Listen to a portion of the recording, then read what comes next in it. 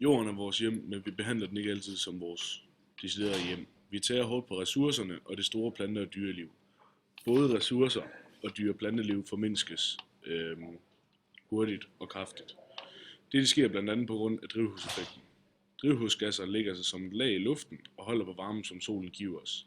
Jorden kommer derfor ikke af med varmen og kan ikke trække vejret.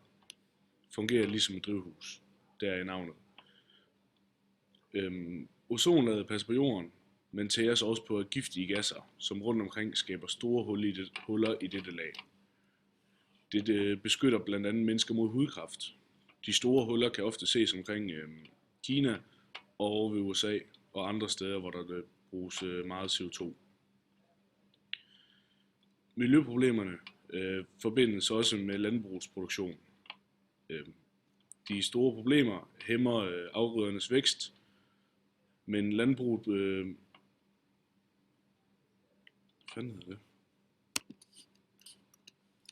Men landbruget er også selv skyld i nogle af disse ting. En af de mere grinagtige ting kan siges at være, at der er mange køer i verden, og disse prutter meget og udleder en hel masse metangas. Derudover bruges der også mange maskiner i landbruget, og de bruger selvfølgelig også en masse CO2. En masse af de ressourcer, vi bruger, er begrænset. For eksempel kan man ikke gendanne olie inden for nærmere tid. Man mener, at det meste olie består af fossile brændstoffer, som for eksempel gamle dinosaurer. Derfor kan man også sige, at de nye plastik-legetøjsdinosaurer er lavet af gamle dinosaurer, da de er lavet af plastik, som er lavet af olie. For ligesom at råde bod på dette problem med den dårlige miljømæssige udvikling, udgav FN i 1987 under ledelse af den daværende norske statsminister Gro Brundtland en rapport, som for alvor skulle sætte fokus på den økonomiens påvirkning af miljøet. Den kaldes også Brundtland-rapporten. Her havde man et begreb, der kaldes bæredygtig udvikling, og ved bæredygtig udvikling forstås den udvikling, som der ikke forringer livsgrundlaget for de kommende generationer efter os. En bæredygtig udvikling er kendetegnet ved, at vores nuværende behov tilfredsstilles, uden at vi ødelægger fremtidens generationers muligheder for at opfylde deres behov. Det vil sige for eksempel ved at udrydde alle fisk i verden, så de ligesom ikke kan stille deres behov i form af fisk og sundhed. I forbindelse med problemen omkring de her miljøens udvikling, har man i nogle lande, i de fleste lande, gået ind og lavet administrative indgreb, som går direkte ind og regulerer forholdene for virksomheder og husholdninger ved hjælp af fastsættelse af, det kunne være regler, standarder, forbud og udledningskvoter. Herunder er der blandt andet forbuddet mod anvendelse af CFC, som er freon. Det går under kategorien som administrative indgreb.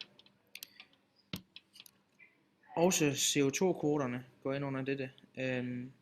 CO2-kvoterne er lavet for, i forbindelse med disse CO2-kvoter, lavede EU i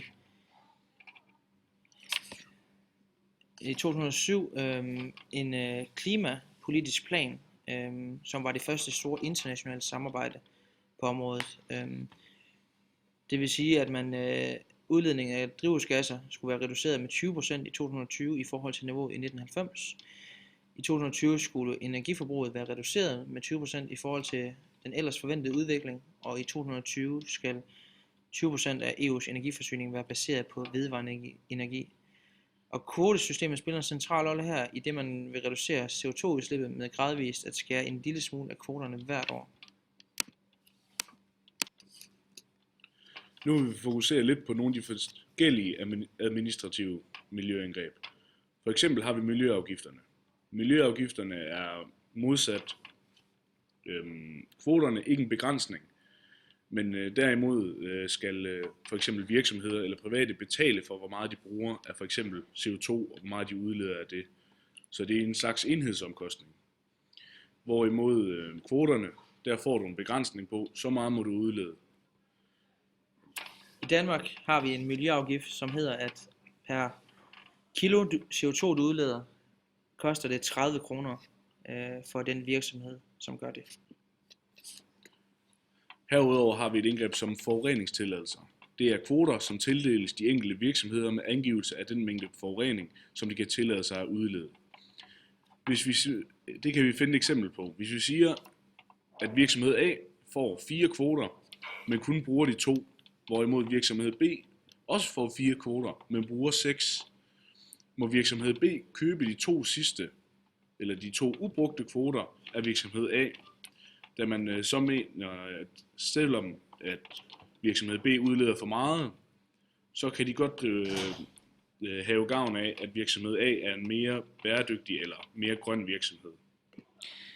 I forbindelse med den her miljøpolitik her, så findes der også en masse problemer. Det kunne fx være årsag og virkning. Det kan i hvert fald i mange tilfælde være meget, meget vanskeligt at forudse og vurdere, hvornår en given forurening har virkning på miljøet. Derfor kan der gå eksempelvis adskillige år før overskudsgødning fra markerne siver ned i grundvandet og giver nitratforurening. Så er der også fordelsvirkning. Det vil sige, at de afgifter, der er på de her på miljøen, fungerer nærmest som en degressiv skat. Det vil sige, at lavindkomsten og højindkomstfamilien bruger formentlig nogenlunde lige meget el og vil således have næsten de samme udgifter til afgift, hvorfor det vil ramme de svagere stillede økonomisk hårdere. Derudover er det også svært for vores virksomheder at opretholde deres konkurrenceevne, fordi i mange tilfælde vil et miljøpolitisk indgreb betyde en øget omkostning for virksomheden. For eksempel med de førnævnte CO2-kvoter eller omkostninger til, at man kan købe forureningstilladelser fra de andre. I Danmark har vi i mange år overvejende haft vores miljøpolitik baseret omkring de administrative indgreb.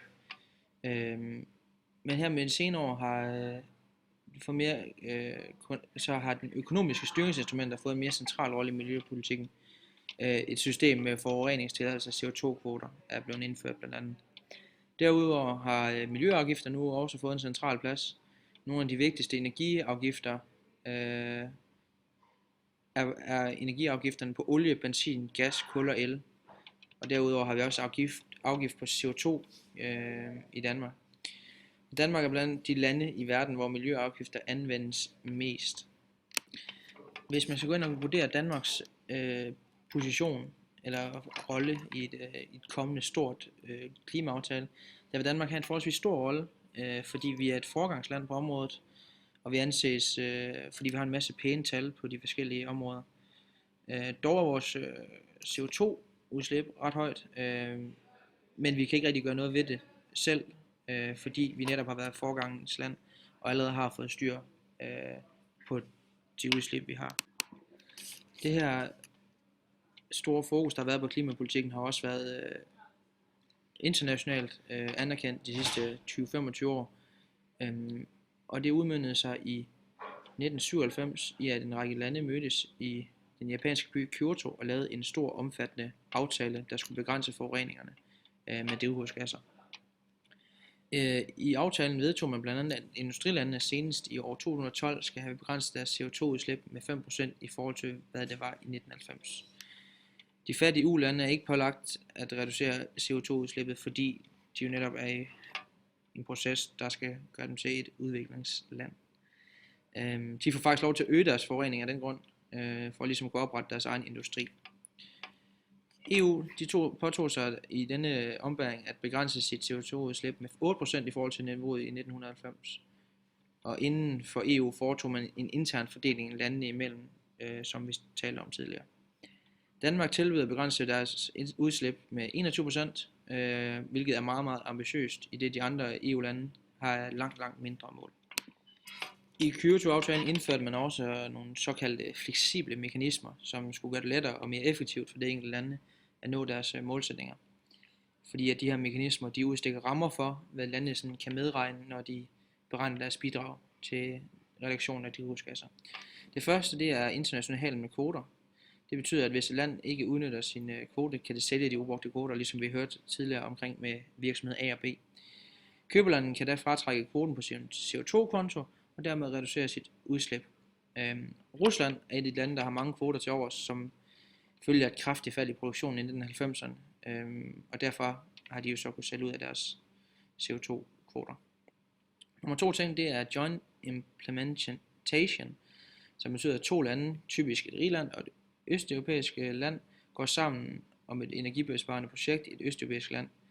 For eksempel Danmark, som har investeret i rumænske kraftværker.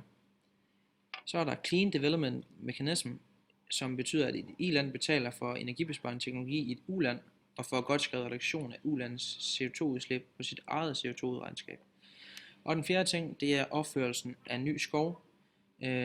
CO2, der optages af nyplantet skov, kan fratrækkes af et lands CO2-konto. Der er således en stor sammenhæng mellem økonomien og miljøet, i og med at omkostningerne, der er forbundet med at være miljøbevidste, er ret store. Mange lande forsøger derfor at være smarte i de her førnævnte træk fra Kyoto-aftalen ved at ligesom at hjælpe i-lande eller u-lande og østeuropæiske lande, så de ligesom kan fratrykke noget på deres CO2-konto.